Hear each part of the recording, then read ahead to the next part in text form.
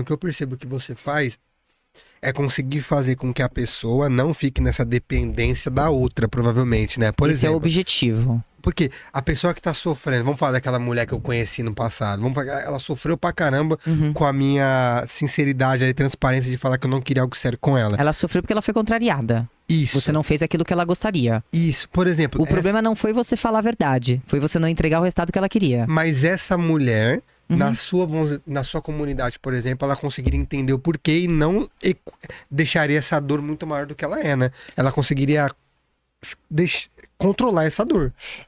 Na verdade, ela é entender o porquê que aquilo está acontecendo. E quando algo externo te despedaça demais, de forma desproporcional, volta aquilo. Você está ancorando o seu poder, o seu valor e a sua autoestima no externo. E aí volta aquela frase que eu falei. O que vem de fora só alimenta o nosso ego, só alimenta a nossa percepção. O que vem de dentro mesmo, construído por nós, é que alimenta a nossa alma. Depois que a gente cresce do nada que é externo, nada. Ele é capaz de alimentar a nossa alma e construir um valor interno efetivo. Nenhum dinheiro, nenhuma bolsa, nenhum relacionamento, nenhum elogio, nenhum cargo, nenhum status. Tudo isso é maravilhoso e ninguém tá aqui romantizando situações ruins. Mas nada disso te consegue transmitir valor para você. Muito pelo contrário. Quanto mais você força uma postura externamente, mais o seu impostor vem aqui na tua orelha e fala assim: é porque elas não sabem quem você é de verdade. Ah, se essas pessoas que você tá mostrando esse sorrisão aí soubessem quem você é, mas um dia elas vão descobrir. Aí vem aquele sentimento de fraude. Sabe aquela sensação de fraude? Quem nunca teve? Fala, eu não sou bom o suficiente. Vão descobrir que eu não manjo daquilo. Isso é impostor soprando na sua orelha quando você externamente corresponde àquilo que você não é por dentro. Não existe nada melhor na vida do que você ser em público aquilo que você é de verdade internamente. Seja uma pessoa mais tímida, seja uma pessoa mais extrovertida, seja sobre falar de política, sobre os assuntos, isso é a maior vitória da vida. Para você não fingir, para você não se submeter, para você não se encaixar em caixas, para poder agradar pessoas que não estão nem aí para você. Você é o que você não é para agradar pessoas que não gostam da sua versão real. E aí você finge, você se submete, você tá sempre cumprindo papéis, você não vive, você atua para tentar agradar e ser aceito por pessoas que não gostam da sua versão original. E não é sobre quem você repele, mas é sobre quem fica. E as pessoas que ficarem quando você for você mesmo, elas vão gostar da sua versão verdadeira. Essa é a maior conclusão do mundo, a melhor e maior. Se você for você, a pessoa que ficar vai gostar de você e não da versão que você inventou. E não a versão atual, não a versão de atuação, de máscara. Então, eu tenho um jeito super expansivo, eu sou uma pessoa muito direta, eu sou uma pessoa muito objetiva. Você ficar fingindo aqui assim, né? Tipo, ai, sabe o que Mas há pessoas que não gostam do meu jeito, mas há pessoas que adoram. Mas sabe qual é a melhor coisa? Quando pessoas não gostam de você pelo mesmo motivo que outras amam. Então você tá sendo uma pessoa de verdade, você tá sendo uma pessoa espontânea, você não tá sendo uma pessoa mentirosa. É quando você consegue ser você mesmo. E quem não gostar, não tem problema. Pode ir, mas não me faça ser uma versão da qual eu não sou, pra agradar uma pessoa que verdadeiramente não gosta de mim. Isso é quando você descobre o seu valor. Puta que eu pariu. Então agora o recado, se você é o tipo de pessoa que percebe que não gostaria de estar fazendo o que está fazendo, ou que pelo menos não faria o que está fazendo se não tivesse sob efeito de uma paixão ou de uma, sei lá, qualquer seja o de uma intenção, de um projeto, de uma conquista. Isso, mano, tá tudo errado, velho. Se você é esse tipo de pessoa, você tem que olhar pra isso agora e saber, por que meus relacionamentos não dão certo? Porque nem você é o que você realmente é. Como que a pessoa vai querer estar do lado de alguém que não é o que é? Porque quando ela descobre o que você é, não faz mais sentido estar com quem você é. Que não é o que você é. Exato. Mas isso começa... Sei que ninguém entendeu, mas não é o que é, que não é. As pessoas estão na vibe aqui, na onda. Mas isso começa quando a gente é pequeno, sabe? Eu vou filosofar aqui uma coisa, mas é bom que as pessoas reflitam. É um pouco profundo. Mas ao longo da vida, a gente não aprende a lidar com as emoções. Você aprende a pintar, você aprende sobre números, sobre português, sobre cedilha, caligrafia. Mas você não aprende. Você vai aprender isso muito tarde. Se eu te perguntar quanto são 2 vezes 2, você vai saber me responder na hora, porque você fez essa conta milhares de vezes. Exato, parabéns. Obrigado. Mas sobre as suas emoções, às vezes você leva 20 anos, 30 anos, 40, 50 anos para conhecer. E ao longo da vida a gente é obrigado, sabe quê? A duas coisas. Esconder os sentimentos embaixo do tapete, porque é feio sentir medo, é feio sentir raiva, ninguém gosta de criança que fala que isso, que aquilo, então você vai se encolhendo para caber na expectativa das pessoas.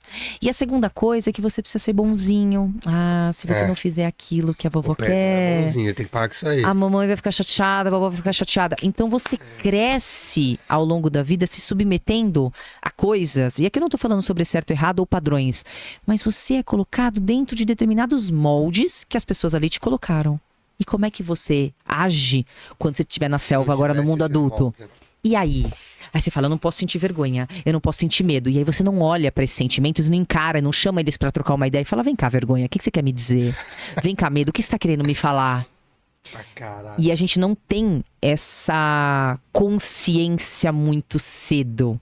Porque além de nós sermos convidados a sufocar os nossos sentimentos e as nossas emoções, ainda a gente tem que cumprir o papel de sermos pessoas boas, maravilhosas, que não somos capazes de chatear, que a gente não pode chatear o outro, não pode contrariar, porque quem contraria é mal. Quem chateia é mal. Quem fala o que pensa é mal. E aí você vai se encolhendo, você não sabe nem quem você é, e quando você cresce, você começa a cumprir papéis na sua vida, no seu trabalho, no seu relacionamento, e aí você tá sempre aqui, ó, vivendo a expectativa do outro. Pra caber na expectativa dele. Não é sobre ser uma pessoa revoltada, tochas e paus e flanças. Não. Todas as relações, elas têm que ter trocas justas. Um dia eu cedo, outro dia você cede, e aí a gente tem uma relação bacana pra ser vivida. Mas imagina se toda a minha vida eu viver na expectativa, ai, será que o Pedrão vai gostar?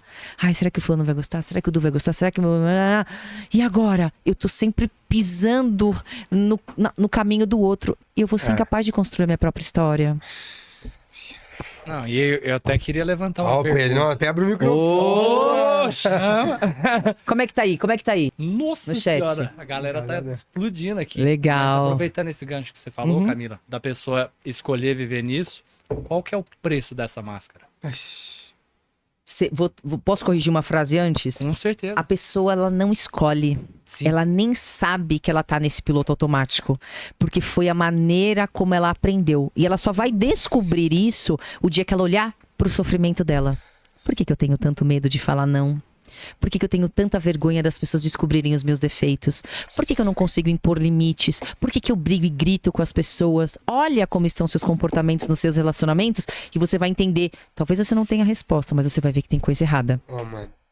Deixa eu falar. Eu nem ia falar disso agora, mas, nossa, perdoa a mãe se eu não podia falar isso aqui. Mas minha mãe, ela é a mulher, tipo assim, uma pessoa, um ser humano muito mil graus, muito incrível, muito foda.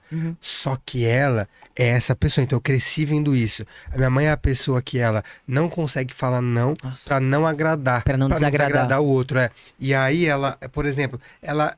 Claramente ela não queria fazer algo, tal, mas porque ela fala, depois ela desabafa, né? Um exemplo que não queria, ela mas fica sobrecarregada. Porque então, eu vi a vida inteira minha mãe fazendo coisas que ela não gostaria de fazer pra ter algo que ela achava que era o algo que seria bom, mas que não era merda nenhuma perto do que ela seria capaz de ter ou fazer se ela tivesse feito só seguido o que ela gostaria de ter feito de verdade.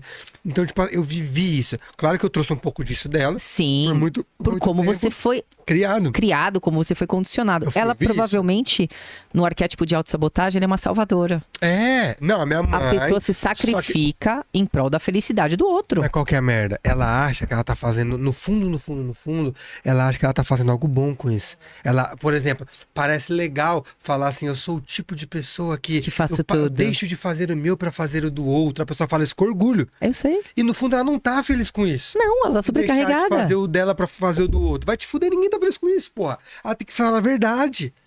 Mas a pessoa não percebe, sabe qual que é? A maior pira dessas pessoas é obter o reconhecimento como alguém que faz, que dá conta, que resolve. Então, o que as pessoas buscam quando elas servem mais ao outro do que a si mesma É, na verdade, o reconhecimento de alguém que é bom, que faz, que acontece. Isso. Tudo que elas querem sentir é o amor do outro em forma de reconhecimento. Isso, porque assim, eu não acho que a pessoa, só pode deixar claro, eu não acho que a pessoa Tá com o cabelo aqui no é cavanhaque. da minha ex.